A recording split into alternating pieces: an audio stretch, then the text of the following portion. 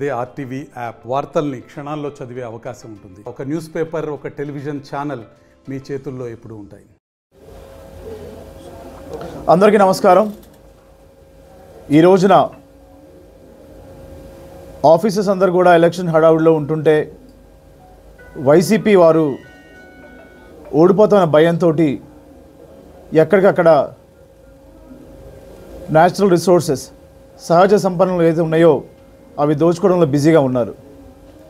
మరి చూసాం మనం గత వారంలో ఎర్రకాల్వ జలాశయం విషయంలో అక్రమ తవ్వకాలు ఎలా జరుగుతున్నాయనేది మనందరం కూడా చూసాము. దేవులపల్లి వేగవరం సమీపంలో ఉన్న ఎర్రకాల్వ అక్కడ 4 జేసీబీలను వాడుతూ దాదాపు 20 టిప్పర్ లోడ్లు, అంటే రోజుకి చూస్తే మనం ఆదాయం ఒక టిప్పర్ 5,000 రూపాయలు, 20 లక్షల రూపాయలు అక్రమంగా దోచేస్తున్నారు ఈ గ్రావెల్ మట్టి ద్వారా. మీరు ఊహించుకోవచ్చు, రోజుకి 20 లక్షలు అక్రమంగా తవ్వుతున్నారంటే సంవత్సరానికి అది 72 కోట్ల రూపాయలు. 5 సంవత్సరాలకి 360 కోట్ల రూపాయలు మరి గ్రావెల్ మట్టి మీద వైసీపీ వారు దోచుకుంటున్నారు. వారికి అర్థమైపోయింది, ఇంకా ఏదన్నా కూడా 10 రోజులే అని చెప్పి రాత్రి 11 దాటిన తర్వాత ఈ అక్రమ తవ్వకాలు చేస్తున్నారు జంగారెడ్డిగూడెంలో దేవులపల్లి వేగవరం సమీపంలో. మరి అక్రమార్జన అంతా ఎక్కడ పోతూ ఉంది? తెలుగుదేశం హయాంలో ఇసుకని ఉచితంగా ఇచ్చిన మహనీయుడు నారా చంద్రబాబు నాయుడు గారు ఈ రోజున అభివృద్ధి లేకపోవడం వల్ల ఇసుక మీద పడి సహజ వనరులు ఏవవుతున్నాయో వాటిని దోచేస్తున్నారు వైసీపీ నాయకులు, కార్యకర్తలు. దీన్ని తెలుగుదేశం, జనసేన, బీజేపీ ఉమ్మడి పార్టీ తీవ్రంగా ఖండిస్తూ ఉంది. ఇప్పటికైనా కూడా అధికారులు దీని మీద దృష్టి పెట్టకపోతే మేము కఠినమైన చర్యలు తీసుకుంటాము. ఎలక్షన్ హడావుడిలో ఉన్నామని చెప్పి మనకున్న సహజ వనరుల్ని దోచుకుంటే ఎవరు కూడా ఊరుకోరు. దీనికి ఒక పాలసీ లేదు, ఒక ప్రొసీజర్ లేదు. ఇష్టం ఉన్నట్టు దోచుకొని డబ్బుల్ని కూడా అంతా కూడా కూడబెట్టుకుంటున్నారు వైసీపీ వారు.